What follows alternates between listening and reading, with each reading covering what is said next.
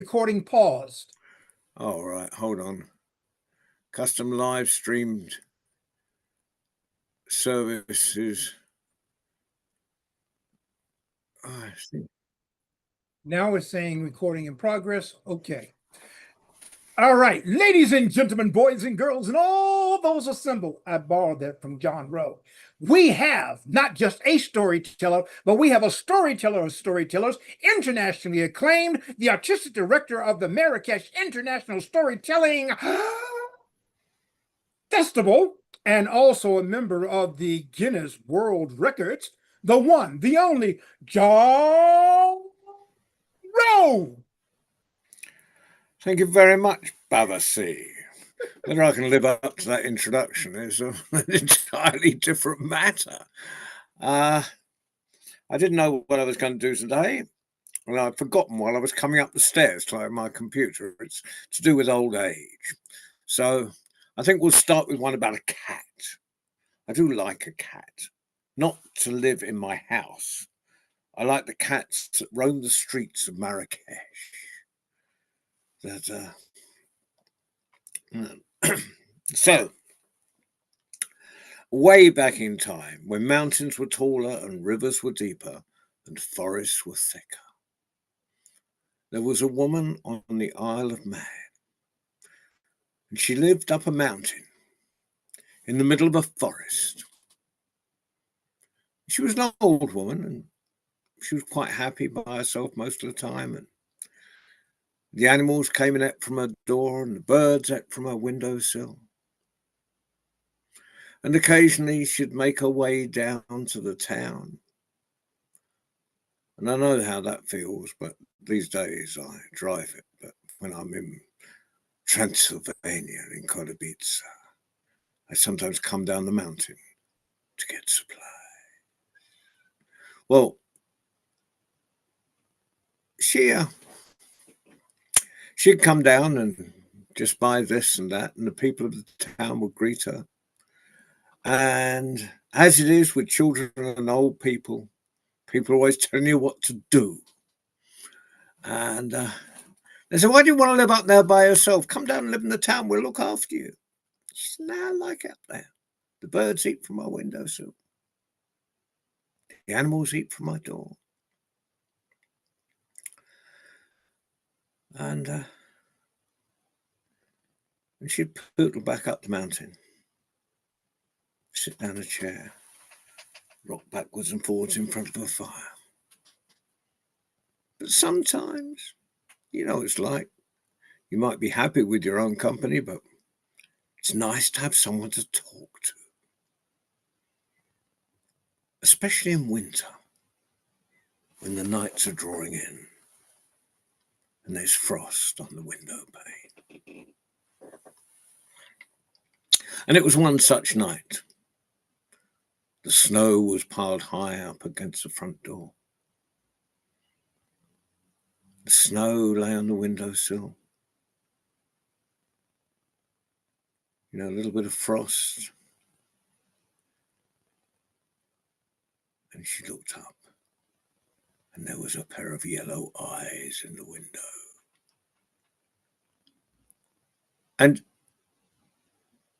she listened, and there was a scratching on the front door. And she opened the door. And there was the scruffiest, scrawniest, most moth-eaten cat you've ever seen in all of your life. So she brought it in,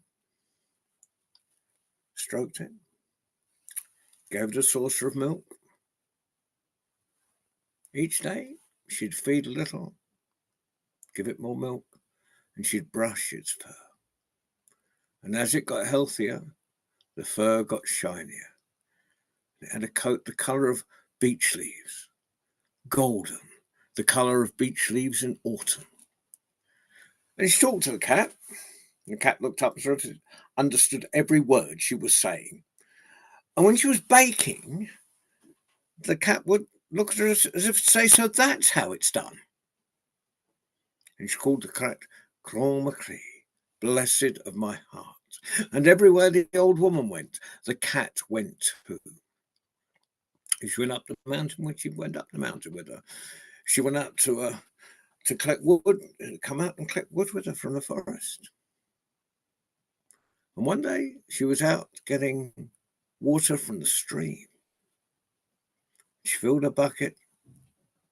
She looked round, and the cat was nowhere to be seen. Crom-a-cree, where are you? Crom-a-cree. She looked here, she looked there, she looked up, she looked down. She looked all around. The cat was nowhere to be seen. Well, she went out looking every day. She was quite sad. And she wasn't a woman who got sad easily. And she looked for a day, and she looked for a week, and she looked for a month. And after a month, she heard a scuffling in the undergrowth. Crom-a-cree. And there, instead of the cat, was a little fellow no bigger than this. One of the Bagains, one of themselves, one of the good people. And she said, I knew you'd taken my cat. Give it back right now. Oh, you must really love that cat. What would you do to get it back? Oh, anything, she said. Talk is cheap. It's action that counts. You must perform 3 tasks. Well, give us the first. What next? Saturday is the Good People's Fair. And there'll be more people there than there are in the main square in Marrakesh when we were telling stories. And you must bake cakes for all of us. Well, she went home and she started baking, and she heard a voice in her head saying, cut the pieces small, cut the pieces small. And she made thousands and thousands and thousands of the tiniest cakes you've ever seen in all of your life. And the next Saturday, early in the morning, there was a knock on the door. She opened the door, and there was row upon row of Bagains, each with a tiny basket on their backs. And she filled each one with the cakes, and they thanked her for making them so small. Give me my second task, she said. I'll do anything. Talk is cheap. It's action that counts. Next Saturday is the Good People's Hunt. And you must hunt with it from the time the sun comes up and the time the sun comes down. Well, she wasn't that keen on hunting, and she's getting a bit old for riding a horse all day, but she wanted her cat back above all else. So she got ready. She put on her riding coat. She had a voice in her head saying, ride to the front and grip with your knees, ride to the front and grip with your knees. And the next Saturday, just as the sun was riding, there was row upon row of Bagains outside her door, each on a tiny pony. Front one was holding a horse. And that he borrowed from the farmer down the road. I say borrow, but they hadn't even asked his permission, really. And that was for her to ride. And she got on it. And she rode to the front, and she gripped with her knees, and she felt the wind in her hair and the wind in her skirts. And she rode, and she soon forgot about the little people, the hunt, or even the cat. And before she knew it, the sun was setting, and she completed a second task. Well, she was sore. But the Bagains must have been sore, for she heard nothing more from them for a whole week. But a week later, there was a knock on the door. Time for your third task, they said. Tell me. I'll do anything. Talk is cheap. It's action that counts. Tonight is the Good People's Dance. And you must dance with us from the time the sun goes down till the time the sun comes up. Well, she wasn't that good at all-night parties when she was a girl, and she's getting on a bit for that sort of thing. I mean, I know that because I try at festivals to stay up all night, and And I have to have a bit of a kip in the afternoon these days just to get through, and because all the good music is midnight and onwards. Well, but she got ready and she's putting on her best frock. She had a voice in her head saying, "Remember the songs of your youth. Remember the songs you knew when you were a little girl." What's good that going to do me? Still, the voices have been good so far. Well, she got down to the little stone circle, and there was little people dancing away, and there was a fiddler playing his fiddle traveller style off his elbow. And first of all, he played a jig. She danced a jig. Then he played a reel. And she danced a reel. Then he played a polka. She danced a polka. Then he played. Then he played the same jig. Then the same reel. Then the same polka. Then the same jig. Then the same reel. Then the same jig. Then the same polka. And she realised he only knew 3 tunes. And she remembered a song she knew when she was a little girl.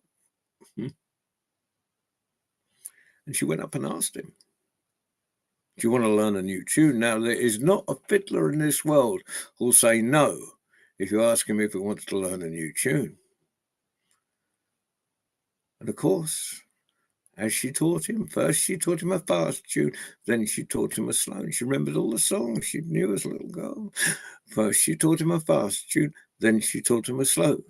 And then she taught him a fast tune, then she taught him a slow. And before she knew it, the sun was rising, and she completed all 3 tasks. "Give me my cream, give me my crawl McCree back now." She said, "Give me my cat." "Patience," they said. "Talk is cheap. It's action that counts," she said. She went home, and she waited, and she waited, and she waited. And there was a little tap on the door. And she opened the door, and then instead of a cat, was the most beautiful girl she'd ever seen in all of her life, with golden hair, the colour of beech leaves in autumn. And she brought her in and sat her down and asked her story. And apparently, when she was just a babe, she'd lost both her parents. And the little people had found her. And realising she'd eventually need a proper human parent, by an enchantment, by magic, they'd turned her into a cat. And that cat had visited every cottage on the island. And the old woman was the only one that had loved her enough to perform all 3 tasks. So she was the one for the girl to live with. Although the people of that island tried to give her another name, she was always Crawl McCree, blessed of my heart for the rest of her life.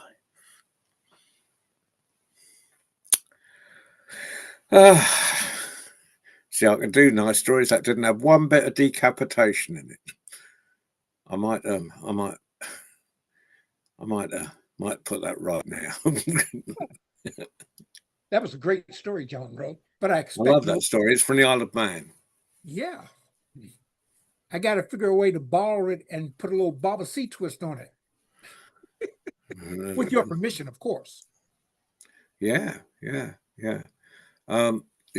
won't talk about DC in Oh no, we're on right now because it's a children's program. And just to let you know, Farah and Steve say that was a really nice story. Oh, right. Oh, I missed the chat. Thank you very much, Farah. Yeah. And Steve. Okay. So I think this story comes from Yugoslavia. And that's and of course it's back in time when my hair was dark and my beard was ginger and all my teeth were my own. And there was a poor woman. I've got very few rich women in my stories, a bit like life, really. And yeah. So, well, anyway, she had a son. and all they've had was a little cottage and a little bit of land, and they were that poor that they lived on charity. And the son grew, and he grew, and he grew. And he was nearly as tall as Alistair, but with not quite as much facial hair. And they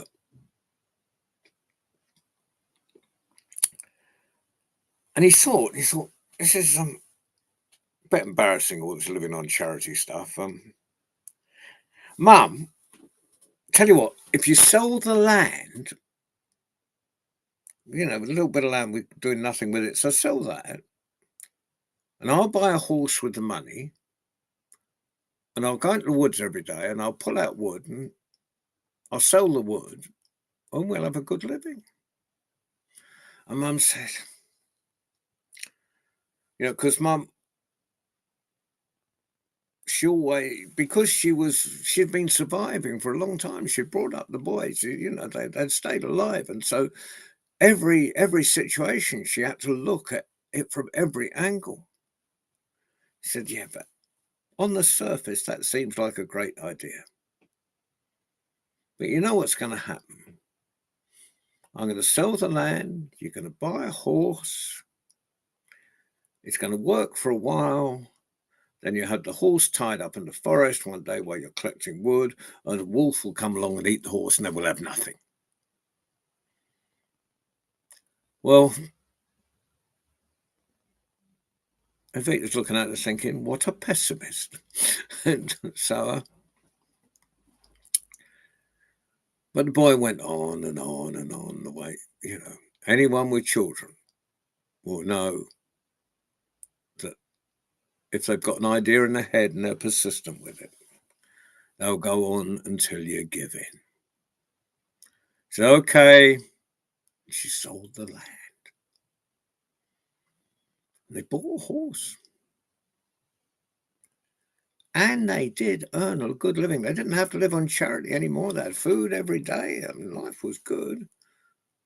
Not too much surplus, but good. Any storyteller will know that as long as you've got enough gigs coming in to pay the bills and buy a bit of food, life is good. Anything more than that, and it's unrealistic. And so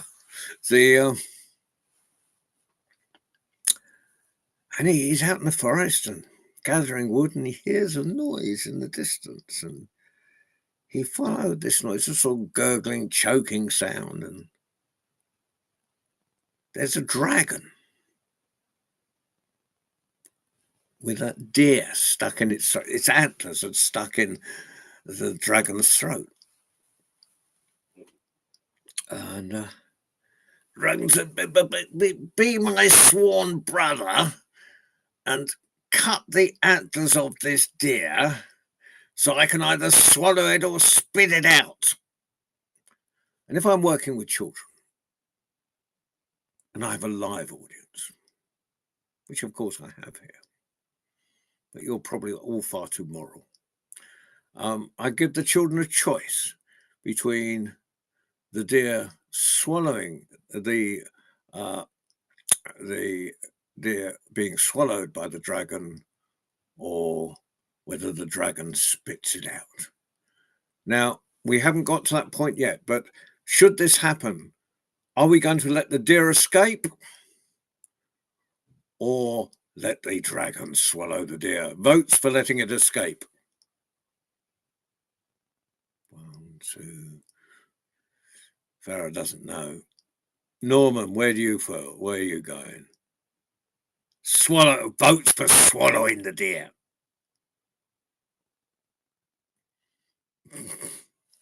Oh dear. Well, I tell you what. At this point, the deer's going, don't cut me antlers off. Cut the dragon's head off. Otherwise, it'll eat us both. And the boy said, yeah, but the dragon was the first one to call me its sworn brother. Therefore, I'm obliged to cut your antlers off. And he cut the antlers off. And the dragon was thinking, that deer just asked the boy to cut off my head. I should swallow it. But I'm feeling so relieved that the antlers and I haven't got these stuck in my throat anymore. I think I'm going to spit the deer out. And the dragon spat the deer out and it shot off into the forest. And the dragon turned to the boy and said, I happen to be the daughter of the king of the snakes. Come with me and he will reward you. He's going to offer you bags of gold. Turn them down. He's going to offer you bags of diamonds and rubies. Turn them down. Say you will accept nothing but the ring on his finger. Well, they eventually got to a cave which is full of snakes. I mean, full of snakes. And the boy is not, I don't know how many of you would actually just walk into a cave that was full of snakes, at least without fear. But as the dragon got there, the snakes moved aside, slithered aside. And there was a path to the king of the snakes sitting on his throne. And the dragon went out and said what had happened. And the king of the snakes turned to the boy and said, I'm always warning my daughter, don't go out into that world exploring and going to places you don't know about. You'll get into trouble. She takes no notice. And I'm very grateful for what you've done. Servants, bring me bags of gold. The bags of gold are put down in front of the boy, and the boy said, I don't want them. But I will have that ring on your finger. You can't have it, said the king of the snakes. Servants, bring me diamonds and rubies. And they came in sacks, so spilling out from the top. Don't want them, said the boy. And if I can't have your ring on your finger, I'll have nothing. And he went to walk back towards the entrance to the cave. By this time, it's the exit. And the dragon said, well, if he's going, I'm going too.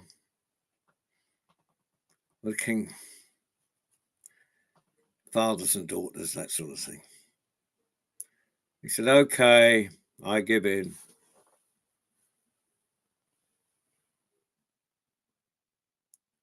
And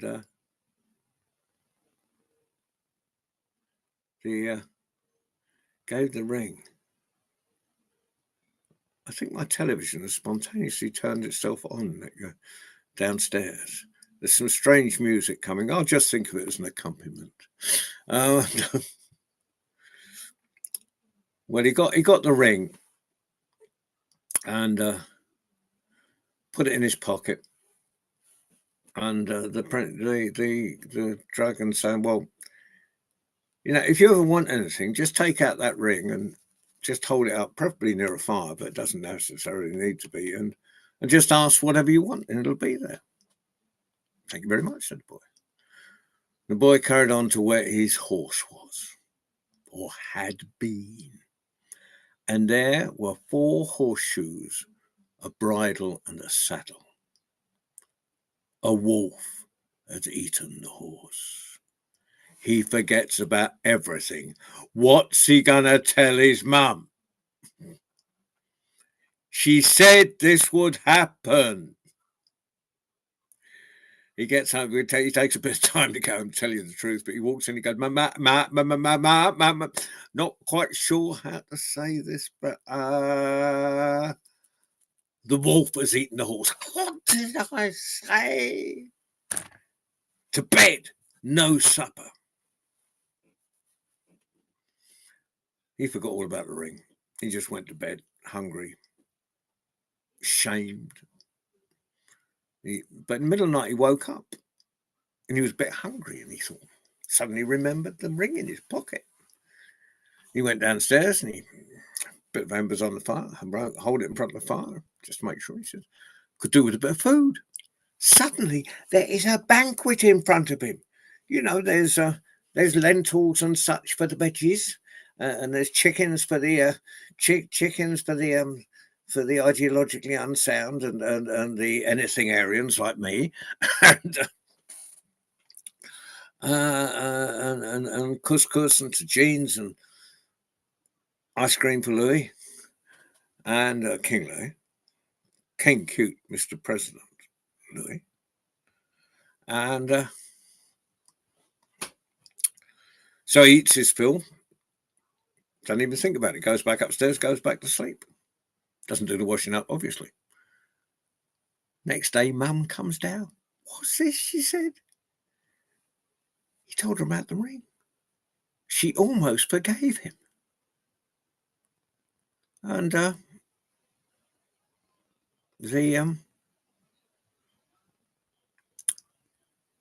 what he thought, we're living in this grotty little cottage. What I'd really like is a Tsar's palace. How do you fancy that, Mum? Mum said, sounds all right with me. And Tsar's furniture, yeah, I'd love to build that, she said. And there was a Tsar's palace and full of Tsar's furniture, or furniture fit for a Tsar. The boy never forgot where he came from. If there was a poor person come walking by with no shoes, he invited them in. He wished them a pair of shoes, and he did the same if someone came by in rags. They walked out in fine clothes and a bag of food. And then he thinks, I could really do with a wife at this point in my life. I'll tell you what, I've heard the Tsar of Constantinople, his daughter, is a bit of a looker.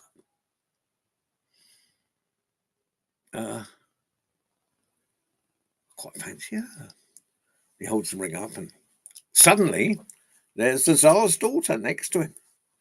Well, she wasn't too unhappy really, because up to now, the people that had visited her were sort of pampered princes, weeds. And this boy was, he's a woodsman. He was, as they say, hench. And yeah, and she thought, he'll do. And they were living quite happily, but the Tsar himself, we've talked about daddies and daughters. And I think my daughter wished that I had this gene in me. But anyway, and he's beginning to, he's devastated. His daughter has disappeared. So he proclaims that there will be a great reward for anyone who can find a daughter. Inevitably, there is a witch in the Tsar's palace. And she does the squat. Yeah, I know. It's obvious, isn't it? There's going to be a witch turn up somewhere. And she cast a few spells, found out where the Tsar's daughter was, learned a bit about the boy. So she dressed in rags, walking past the palace. And of course, she's invited in. The Tsar's daughter doesn't quite trust her, but they get on okay. And they start nattering and nattering and nattering and nattering. And well, I can't, you two talk. You seem to be having a nice time. I'm off to bed. As soon as he's gone, the witch turns and said, how do you know he loves you? I just know, she said. I know he loves me. Well, you haven't got that much experience. I tell you what, you go and get that ring off his finger, put your own on as a replacement, and bring it to me, and we'll prove whether he loves you or not. Well, those second-hand car salesmen that persuade you that the heap of rust they've got in front of you is in fact an Aston Martin that has been used by famous race. The last owner was a famous race driver, and he looked after it like it was his own child. And you buy, he's lying, but you buy the heap of rust. Well, it's a bit, she wasn't even suspicious, didn't even go that far. And she goes down and swaps his ring for the one for hers, and Immediately, the witch has got the ring. Boom! They're back at Daddy's place. She's not too happy. She liked the boy. The Tsar is ecstatic, and he rewards the witch greatly. But when the boy wakes up and sees what's on his finger and realizes his ring is gone, he realizes what's happened, and he makes his way to the palace of the Tsar of Constantinople. On the way, it's a long walk, and you know how dogs start following you when you walk. He picks up a dog, a little dog, feeds it scraps, and it sits outside it. He gets to the Tsar's palace and he finds himself a job as a kitchen boy. He makes the food every day, helping out the kitchen, look, but cutting up the onions, washing the cabbage, that sort of thing, peeling the potatoes. And he noticed there was a little slave girl that always took the Tsar's daughter's meal to him. And he made friends with her, and one day slipped the ring off his finger, the ring that belonged to her, onto the plate as it was being taken. And the Tsar's daughter was eating this, and there was her ring. And oh my goodness gracious me, where did you get this? Where? And the slave girl told her all about the boy in the kitchen. Send him to me tonight. Well, I tell you, it was a really good night, and it was the night after that, and the night after that, and the night after that, and the night after that. And the Tsar suddenly realized there was something different about his daughter. And he called the witch. He said, "What's going on with my daughter?" And the witch said, I hate to tell you this, Your Majesty, but Your Highness, Your Greatness. But I recognized him immediately. It's the boy who took your daughter. He is working as a boy in the kitchen. Bring him to me. The boy's dragged before the Tsar. Off with his head. And we said, hold on. We can do better than that. I've got a big pit prepared. Give me 2 of your henchmen, and we'll go and throw him in the pit. The boy's dragged out. Little dog is going along behind him. What are they doing to my master? She turns to the 2 henchmen and says, throw him in the pit. He was thrown in the pit, and the dog jumped down after him. And the 3, the witch and the 2 henchmen, went back to the palace. But the boy landed on a shelf halfway down, and the dog landed next to him. And he would have starved to death. Not much food on a shelf in a big pit. And after a couple of days, he realized he was getting thinner, but the dog was getting fatter. So one night he followed the dog, and indeed the dog went through this little hole, and the boy squeezed through after him. And he realized he was in the land of mice, and the dog was feeding on mice. And there's the king of the mice looking terrified. He said to the boy, he said, keep your army back. I'll do that, said the boy, if you go and get me the ring from the witch.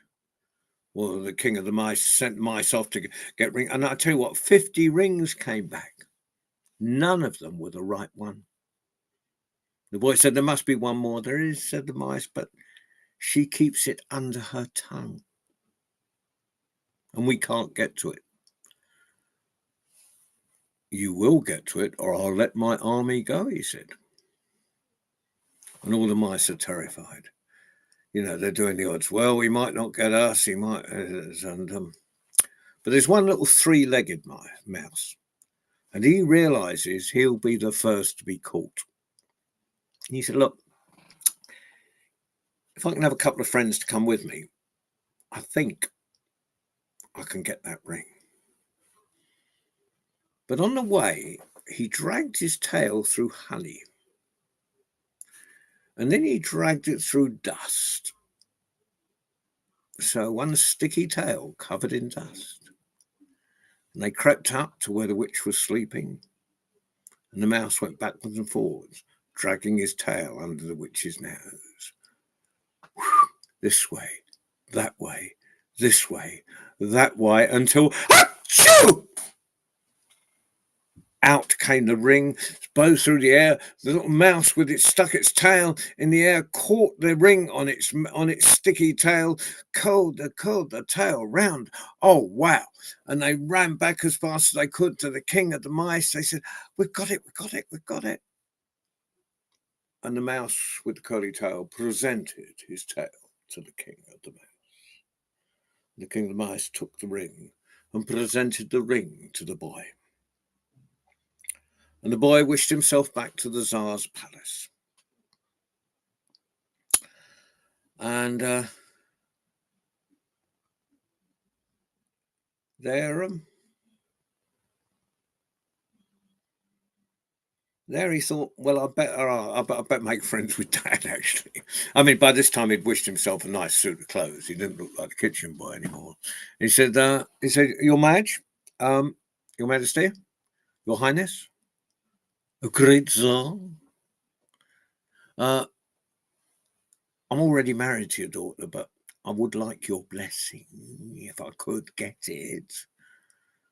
And the Tsar said, yeah, well, you could if you both live in this palace. And the boy thought about it. He said, well, it's a big palace. You know, you can stay at your father-in-law's way if you know, it doesn't take a lot of trouble.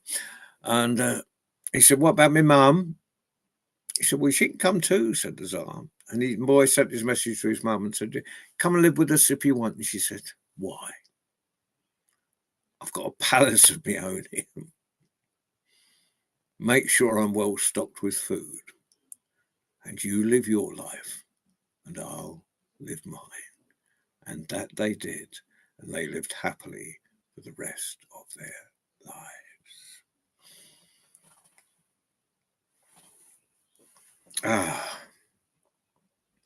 Well, that's I've only got about 5 minutes left of this 45 minutes. So, John, yeah, I've heard of tall tales, but this was a small tale. Indeed it was. Yes, it's what you do if you get in sticky situations. Sorry. Oh, I haven't leave that alone. It's a children's program. Okay. If Norman was here, I'd finish on Monster, on the Monster. I think I'm going to finish on the Monster poem anyway.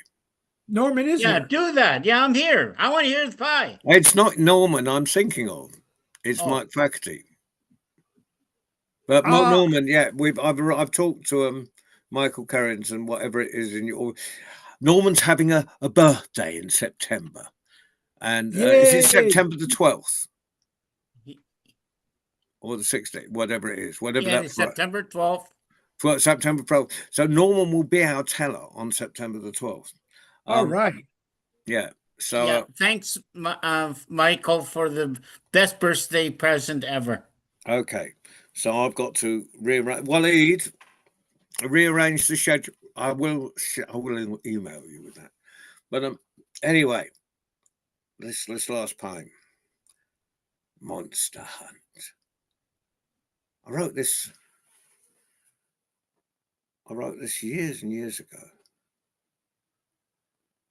I just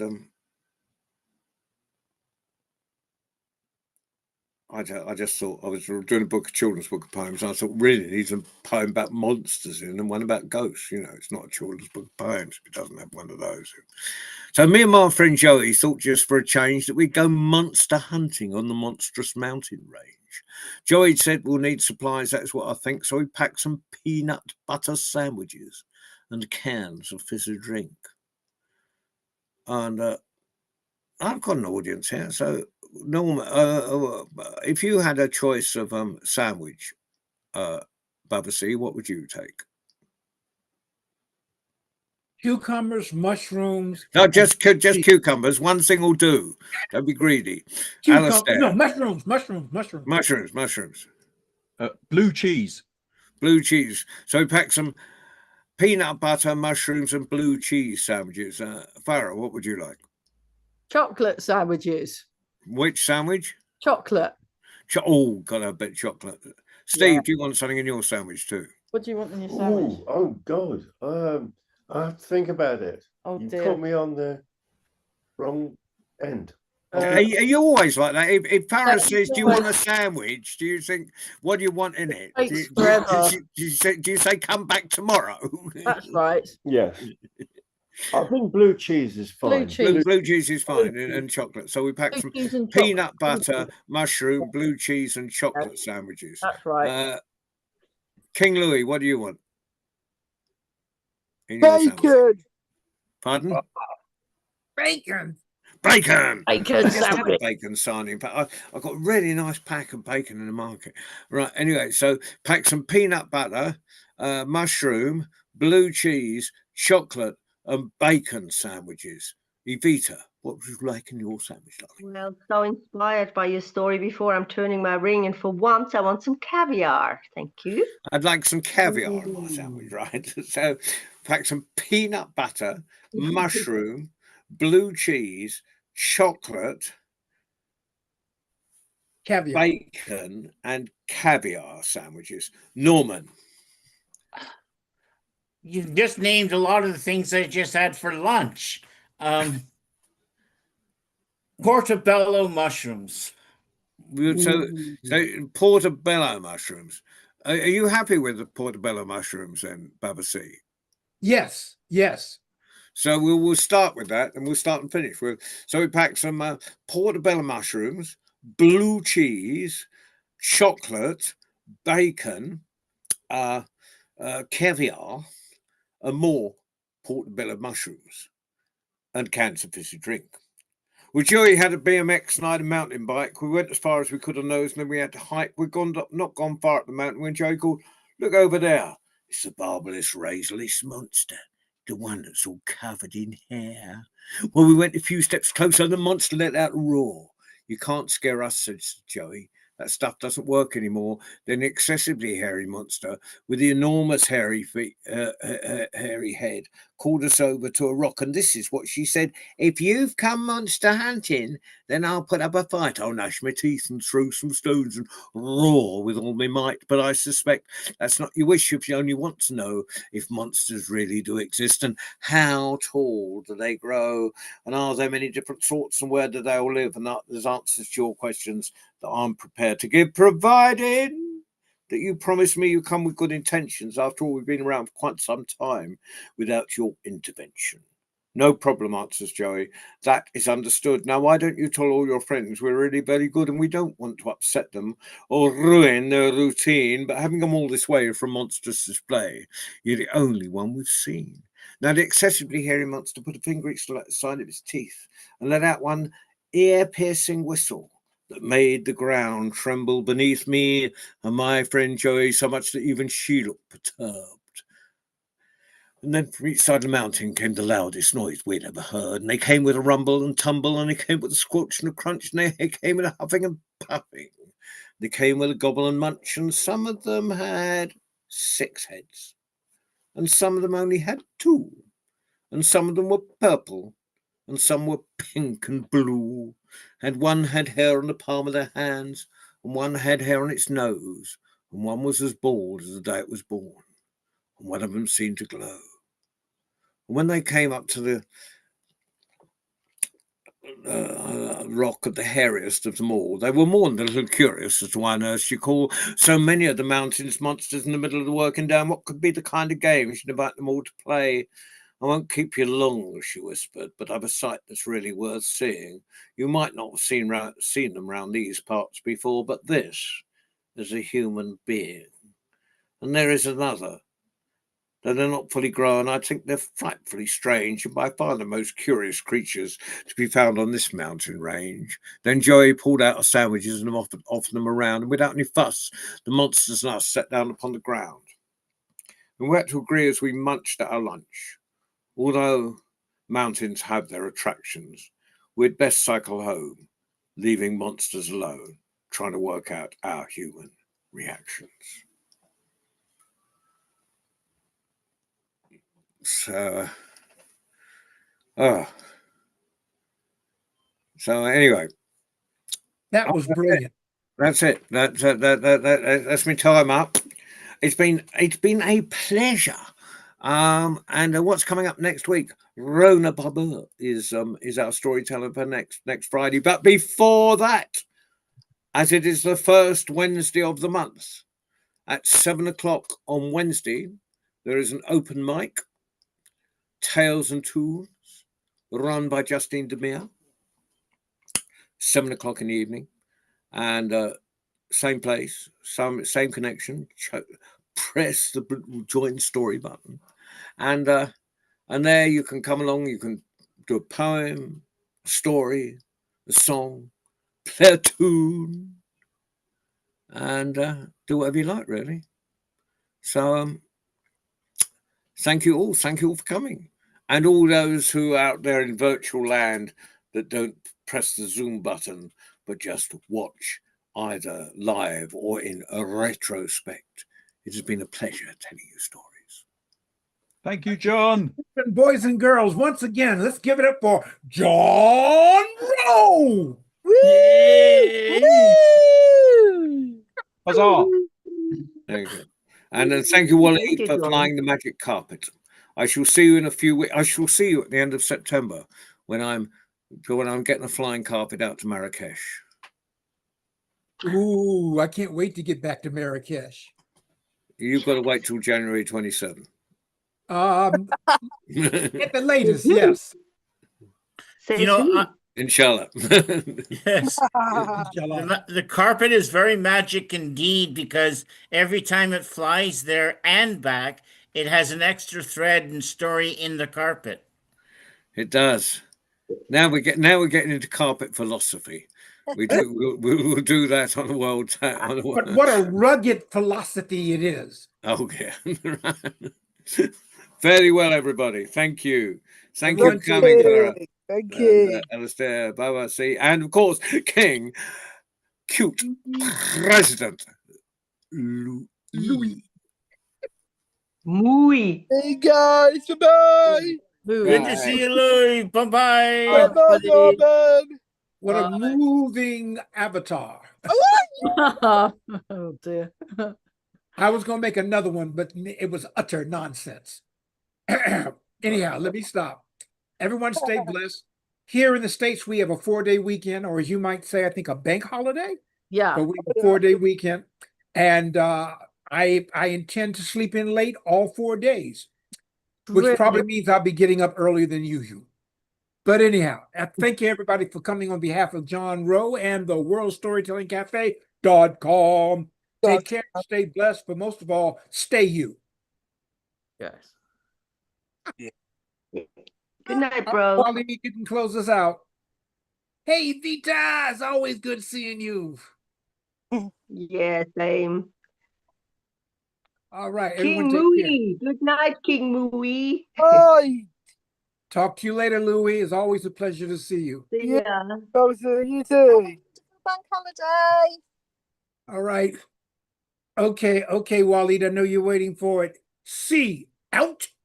Now close this. So, Take care, Louie. take care, bye.